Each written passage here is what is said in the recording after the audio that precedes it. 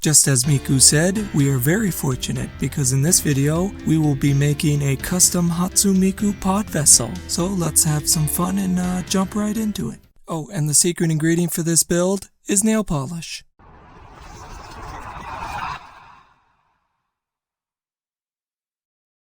For the ingredients of this Podracer build, I will be using my old toys, which mostly consist of megablocks and Legos. Normally I would be going to Dollar Tree to get some raw ingredients for this build, but Dollar Tree is now $1.25 tree, and that is too steep for Rebuild's budget. So I gotta tap into my old toys, mainly because, they're free. As for the first build on the list, it's the pod. I'm going to be using this megablock mask as the shell of the pod, but as you can see, it's pretty bare, so let's glue a bunch of junk on it. Ugh, I spit all over my desk doing that. What I have here is a modeled car that has definitely seen better days. I will be putting it out of its misery for the Podracer.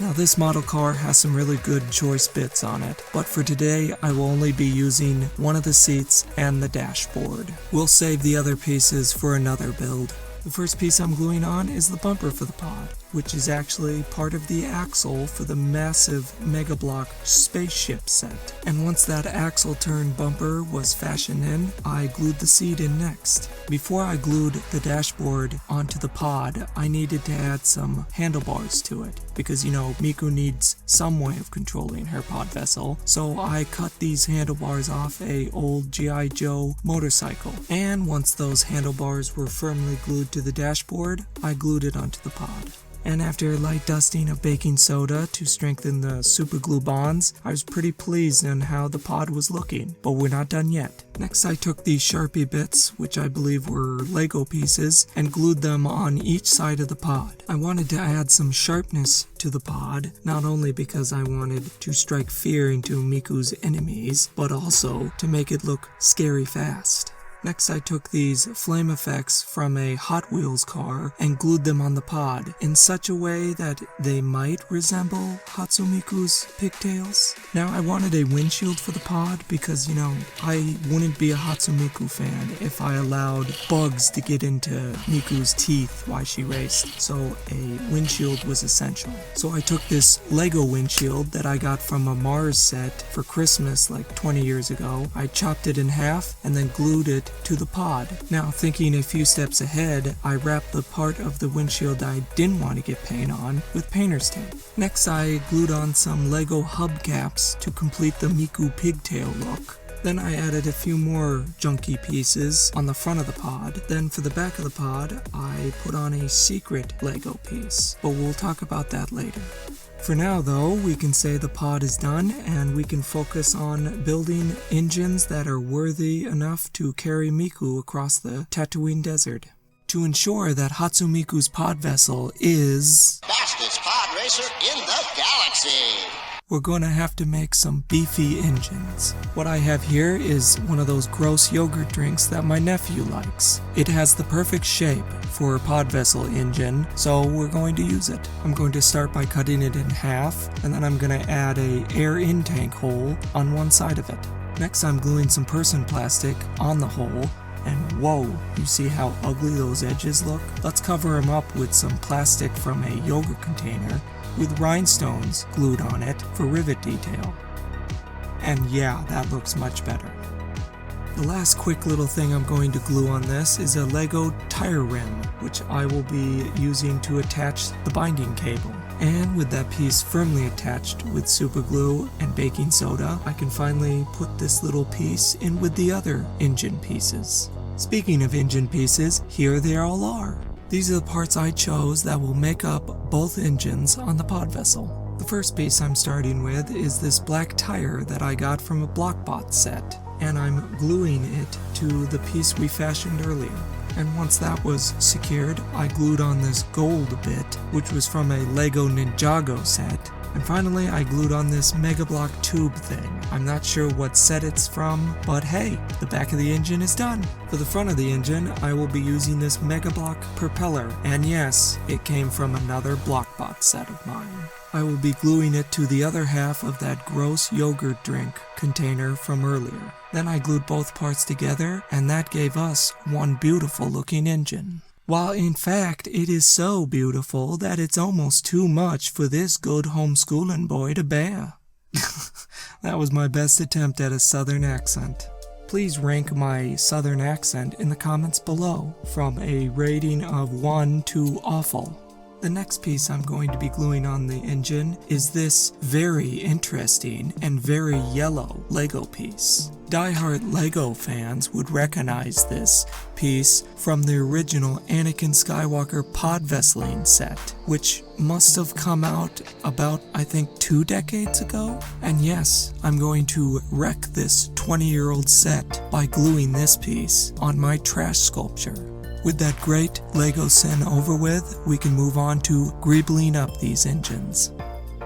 This bag is a bag of my junk that I keep under my desk. It consists of mostly electronic wire, and it all came from an old broken CD player that I took apart last summer. And if you Gen Zs don't know what a CD player is, I'm not going to take the time to explain it. What we're after in this bag is these little wire conduits. I will be connecting these little conduits to the engines by cutting a terribly messy hole, sticking them in it, and then covering up the messy hole with these metal panels made from a yogurt container and some rivets. Before we string the lines, I wanted to add a few more things for the wires to hook into. First little piece is this 1/2 of a megablock jetpack. The next piece is this cute little battery that I got from the model car from earlier. Let's glue this right here. I don't know really what it's gonna do right there. Maybe it's a relay box, I don't know. Next, I'm adding a few panels to the engines. These panels are made out of plastic from a yogurt container, and the rivets are actually rhinestones that you would normally use for nail art. Now enjoy a sped up version of Rebuild's stringing all the wire around the engine.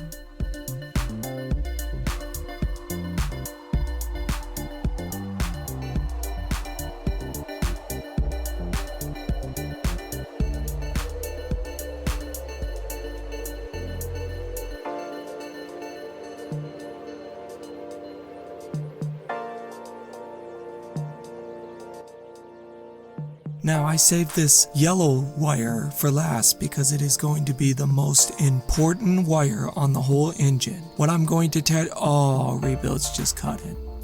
Okay, forget it. With that, one of the engines is done. Now let's go make another one. Oh, thank God, Rebuild's already built the other engine. Okay, both engines are done. Let's bring in the pod. Okay, with these 3 together, we can connect them, and this would not be a pod vessel build if I didn't use a coat hanger.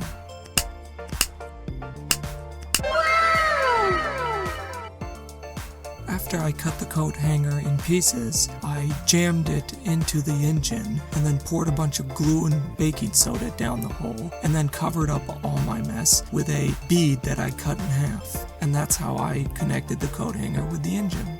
Next, I took another piece of coat hanger and jammed it into the power coupling housing, and then I slipped a straw over it. I'll tell you later why I did that. Then I attached the other engine at the other end of this coat hanger straw duo, and for the coat hanger finale, I glued the pod to the engines. Okay, that's it. The building part of this video is done, and I have to say, Rebuilds did a fantastic job at making this made-up pod vessel. But painting is up next, and Rebuilds usually blows it, so let's not get full of ourselves just yet. To start this paint job off, I unified the trash with a gray primer. I chose gray because it fit perfectly with Hatsune Miku's color scheme. Speaking of colors, here are the 7 colors that I will be using to paint the entire pod vessel. All of them are pretty similar to Miku's colors. And the first color we're going to start with is black. Starting with the engine, I painted the entire back of said engine black. It took about 3 coats, making sure to let each coat dry before applying the next coat to give me the coverage I wanted. Once the engine was done, I moved up to the pod. I painted just a few select areas of the pod, like the seat and the front of the pod right under the windshield. I did paint a few other things black on the pod, but other than that, I kept it to its base coat, which was gray. Okay, once I was satisfied with the black, we could move on to the teal colors. The first color I'm using is a aquamarine color. I'm painting the flappy wing bits on the front of the engine. And once I got full coverage in about 3 coats, it was really hard to believe that these wings were once yellow.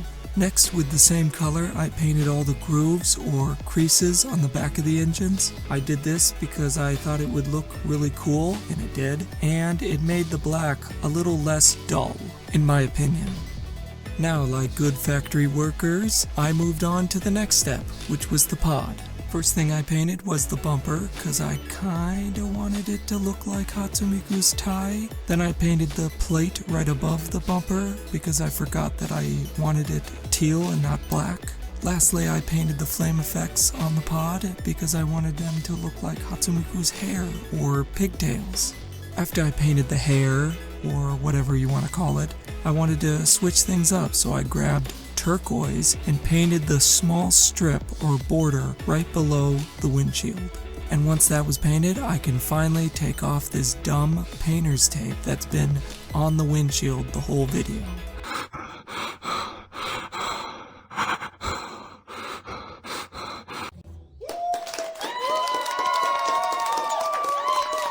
Okay, technically I can say the painting is done. It is a solid 6 out of 10 in quality, but that's just not good enough for Hatsune Miku. So I'm going to take it a step further.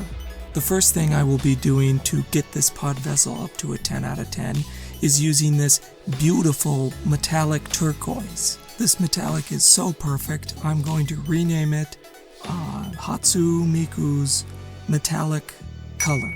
Yeah, that sounds right.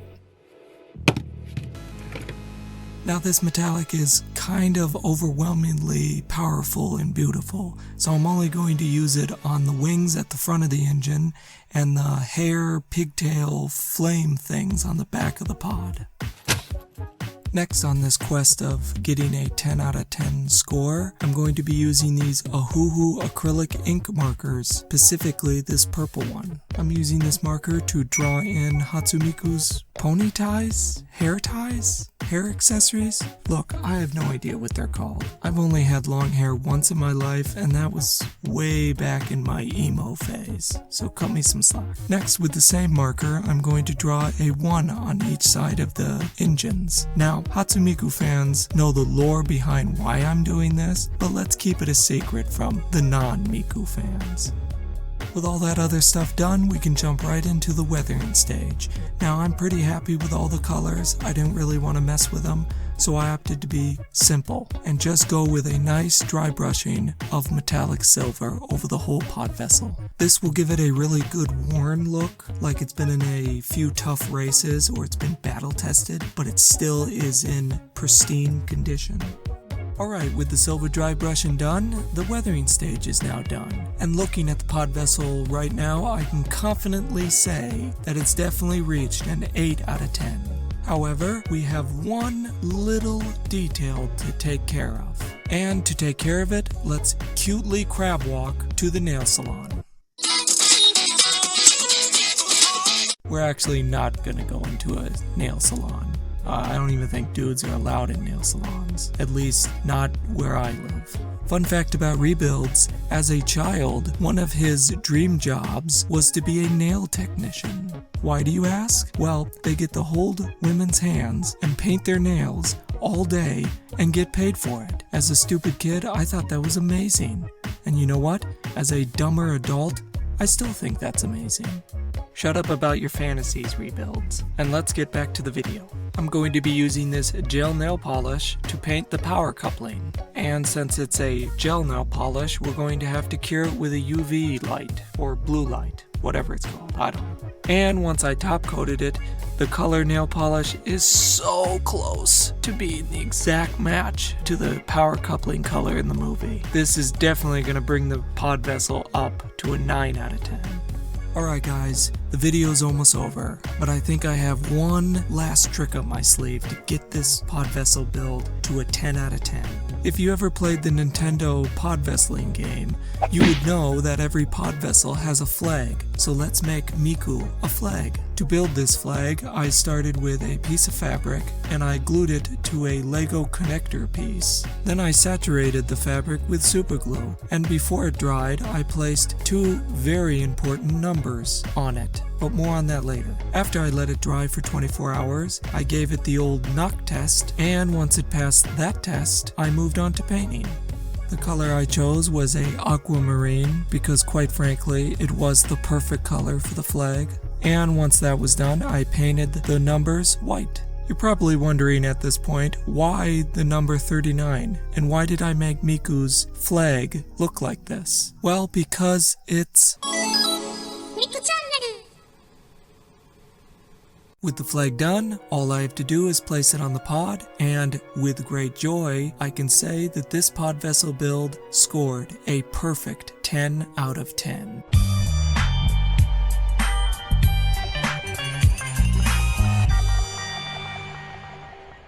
Roll the beauty shots on this build. Guys, that's it. Thank you for sticking around and watching the whole video. If you like this video, please give it a like. If you're not already, please consider subscribing. I can guarantee you won't regret it. We do a lot of fun things on this channel, and I have a lot of fun things planned. So make sure you enable all notifications so I can come holler at you when a video is ready for you. Please leave a comment down below telling me your rating for this build. I'm quite curious to what you guys think. For the Hatsune Miku fans in attendance, don't despair. This will definitely be not the only Hatsune Miku build on this channel because, you know, I'm a huge Hatsune Miku fan. So expect many more videos featuring the Princess of Japan. Okay guys, I'm gonna go and binge watch a bunch of Cowboy Bebop. Remember, be kind, rewind.